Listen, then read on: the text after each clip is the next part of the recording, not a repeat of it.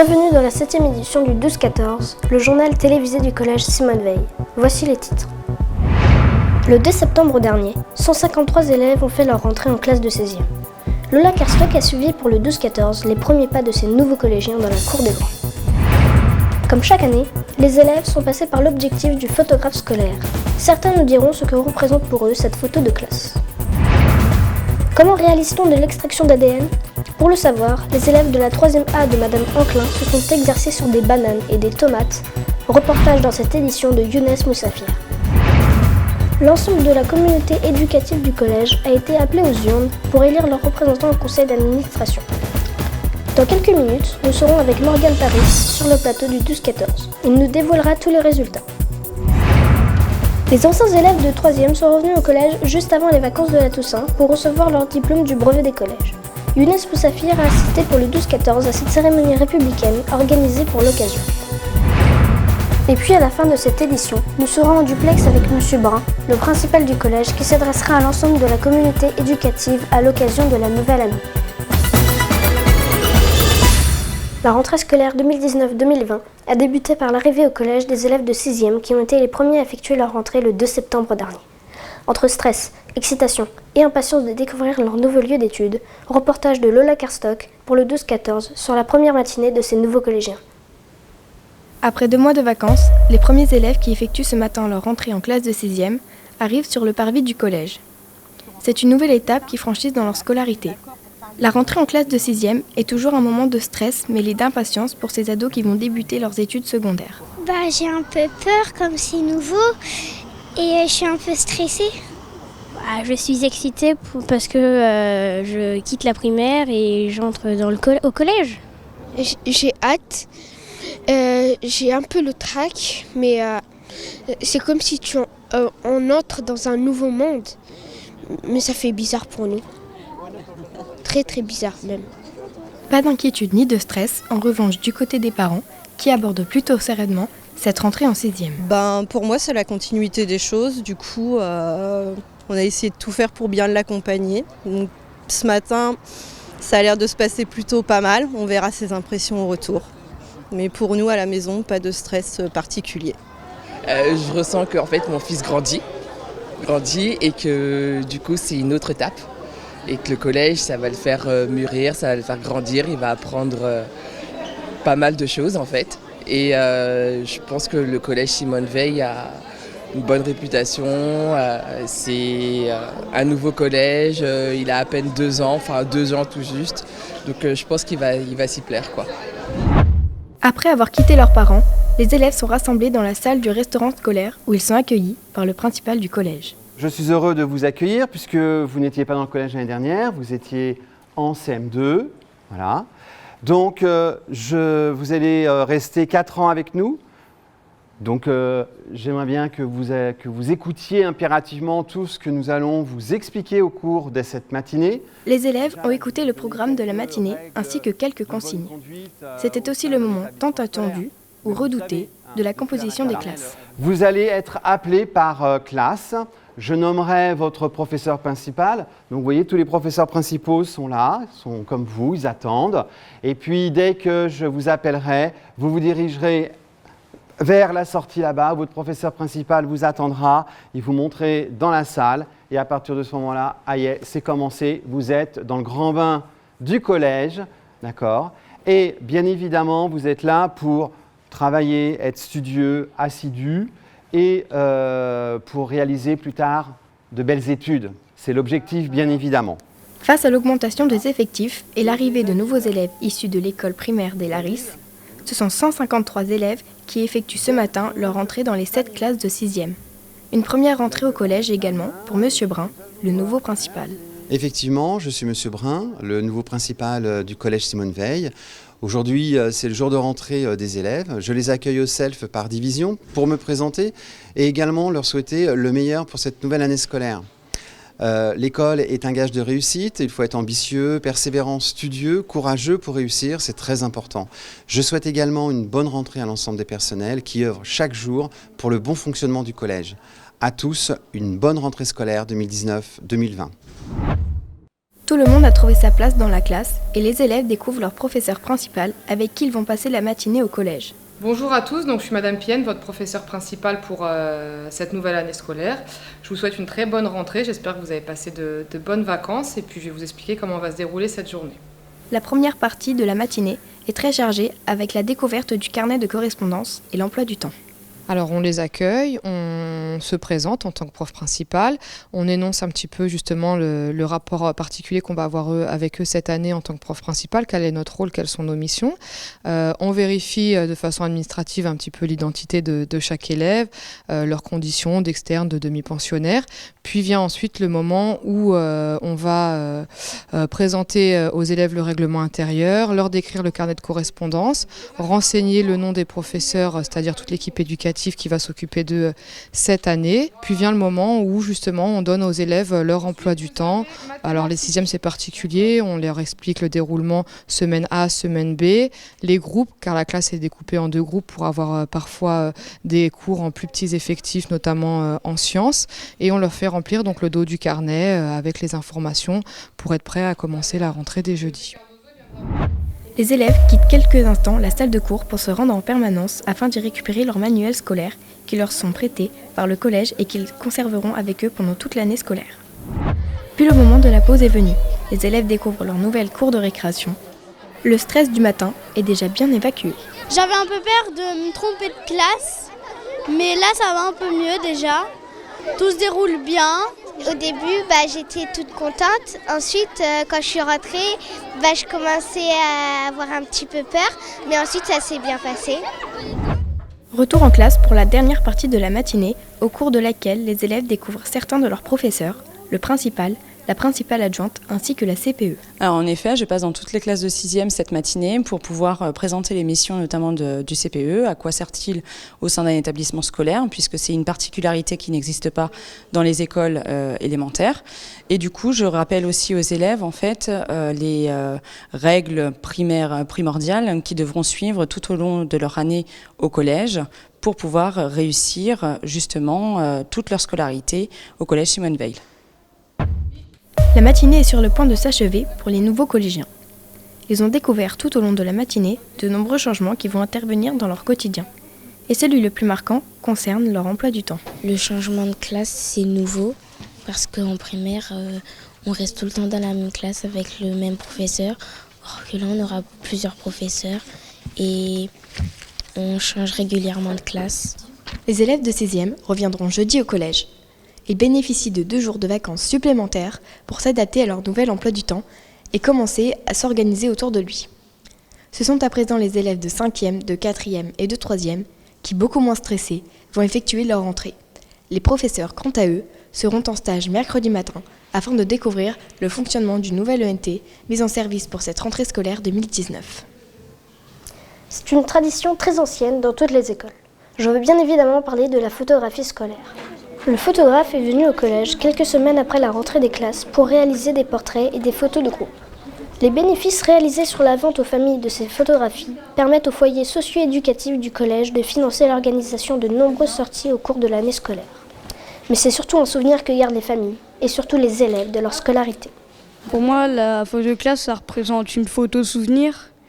Je les garde depuis que je suis petit et moi, ça me fait des souvenirs de ma classe. La photo de classe, c'est un jour où on s'habille bien et je peux garder un souvenir de ma classe. La photo de classe, moi je dis que c'est bien parce que quand tu es plus grand ou plus grande, tu peux te rappeler de tes anciens camarades. La photo de classe c'est bien parce que on se rappelle de tous nos souvenirs de quand on était petit et de nos professeurs. L'analyse ADN a fait petit à petit son entrée dans la police scientifique. Depuis 1985, cette révolution s'est mise en route et permet de résoudre un grand nombre d'affaires criminelles. En cours de SVT, les élèves ont joué les scientifiques en herbe. Reportage de Younes Moussafir pour le 12-14. Alors, je vais vous passer une petite vidéo qui va vous expliquer, vous introduire le pourquoi du TP d'aujourd'hui. Il aura fallu 18 ans pour résoudre l'énigme de la mort de Christelle Blétry. En décembre 1996, le corps de la jeune femme de 20 ans avait été retrouvé lardé d'une centaine de coups de couteau sur le bas-côté de cette route de Saône-et-Loire. C'est l'empreinte génétique du suspect qui a fini par parler. Grâce à de nouvelles techniques, ce laboratoire de Bordeaux a identifié l'ADN d'un homme déjà enregistré dans le fichier des empreintes, après l'agression d'une autre femme en 2004. Et il n'a suffi que d'une petite quantité d'ADN. Ce matin, les élèves de la classe de 3e A vont apprendre à extraire de l'ADN au cours d'un TP organisé par Madame Enclin, leur professeur d'SVT. Donc aujourd'hui, l'objectif était double, des objectifs de compétences qui étaient de suivre un protocole, d'apprendre à respecter des règles de sécurité, et au niveau des connaissances, d'être capable de dire si tous les êtres vivants ont de l'ADN et savoir à quoi ça ressemble, qu'est-ce que donc l'ADN. Et il n'y a pas que les humains qui sont porteurs d'ADN, les bananes et les tomates en ont également. Donc là, on nous a dit que le criminel, il en avait. Et vous, dans la salle, vous allez travailler soit avec de la banane, soit avec de la tomate. Et vous allez voir si vous obtenez de l'ADN à la fin. Pour mener à bien cette extraction d'ADN, les élèves ont travaillé en binôme. Chacun dispose du matériel nécessaire pour mener à bien cette expérimentation. Un mortier avec un pilon pour pouvoir écraser. C'est bon? Tout le monde a ça? Ensuite, vous avez un entonnoir en plastique dans lequel vous mettrez après votre filtre à café. Vous avez un porte-tube avec 2 tubes à essai, au moins. Ils sont ou dedans ou à côté. Vous avez une fiole avec de l'eau. Vous avez un flacon avec du sel. Ouais. Et du liquide vaisselle. Pas besoin donc d'être généticien ni de posséder un laboratoire bien équipé pour se plonger dans le monde de la génétique. Les élèves en font l'expérience au cours de ce TP. D'abord, on a écrasé la banane avec un pilon. On a mis de l'eau, du liquide vaisselle et du sel. On a encore mélangé pour que ça fasse un liquide gluant. On l'a filtré ensuite, on l'a posé dans le tube à essai. On a récupéré du filtrat.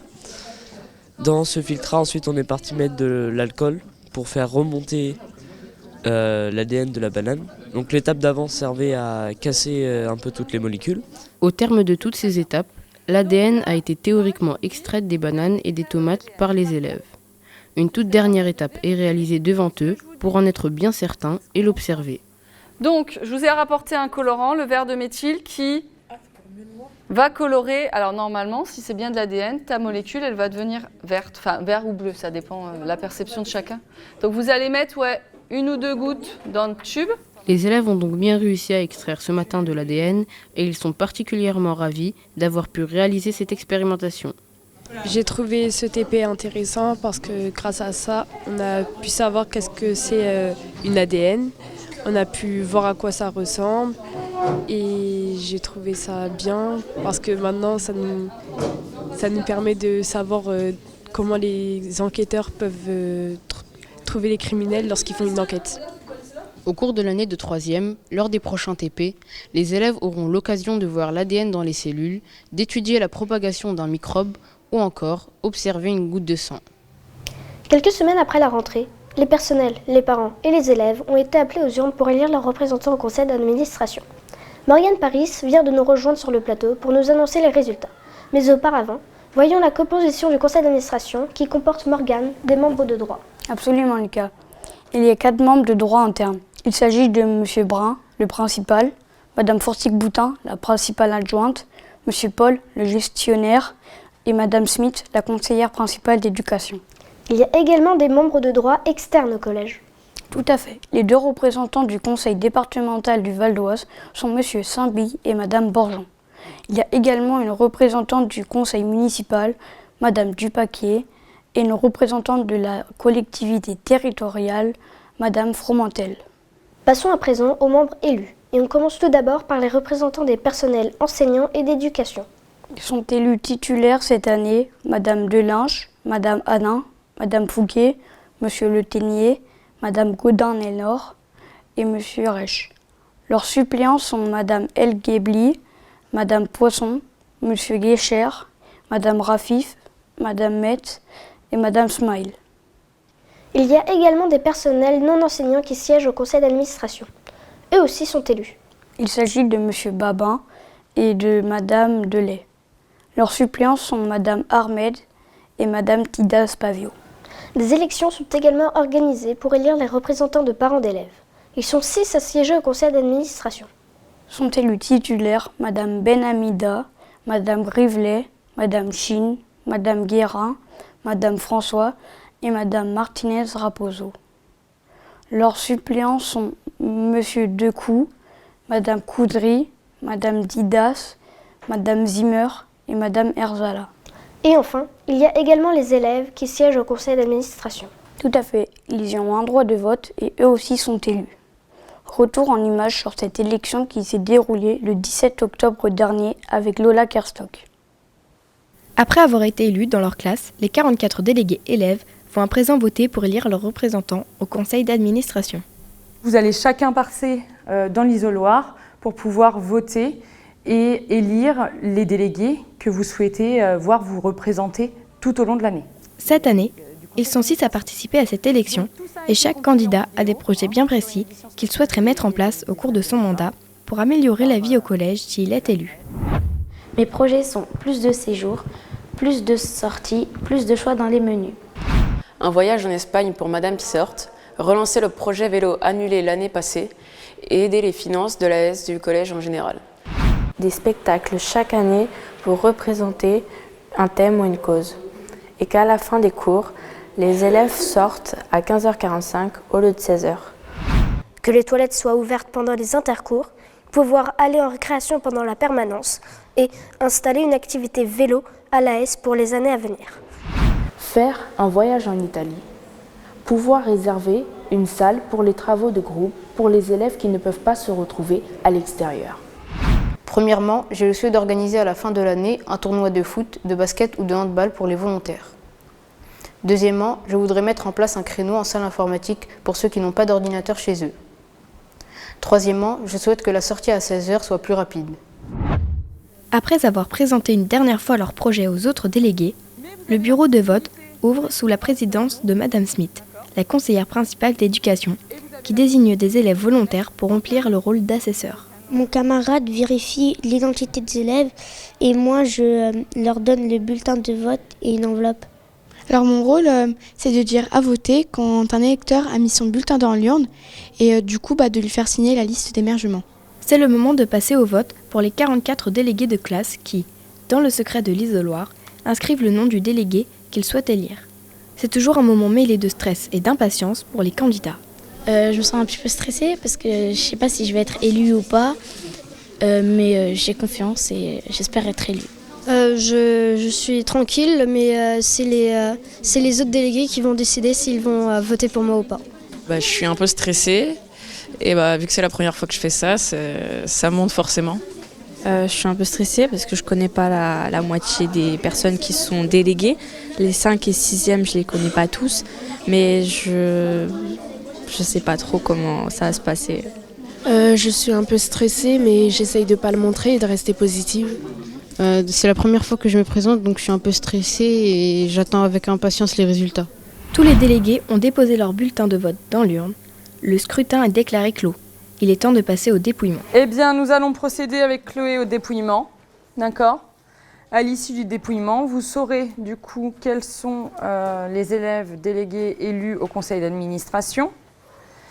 Vous aurez donc la tâche, vous, en tant que délégué de classe, de vous rapprocher de ces deux délégués pour faire connaître les projets que vous souhaitez mettre en place. D'accord ? Mais pour cela, il faudra aussi que vous vous rapprochiez, d'accord, de vos camarades de classe. 4 délégués vont être élus, 2 titulaires et 2 suppléants. Ils siégeront avec voix délibératoire au conseil d'administration, mais également dans plusieurs instances. La commission permanente, le conseil de discipline, la commission hygiène et sécurité, le comité d'éducation à la santé et à la citoyenneté, la commission d'appel d'offres et la commission des menus. Au niveau de nos titulaires, du coup, nous avons la parité parfaite, puisque Lucas est élu en tant que premier titulaire avec 16 voix.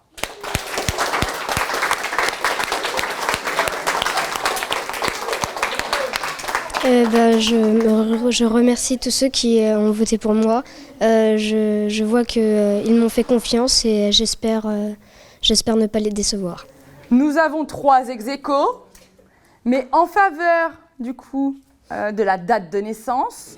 Notre deuxième titulaire est donc Asia.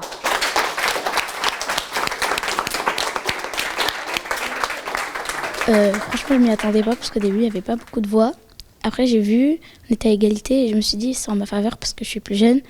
Et j'aimerais remercier à tous ceux qui ont voté pour moi et ceux qui n'ont pas voté parce qu'en fait, je ne m'y attendais pas et je suis très heureuse.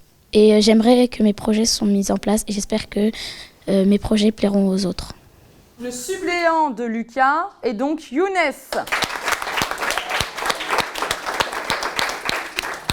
Je m'attendais pas à être déjà suppléant, c'est déjà bien. Et quand même, je vais quand même essayer de mettre en place tous mes projets et voilà. Notre second suppléant, donc le suppléant de Asia, Mathis.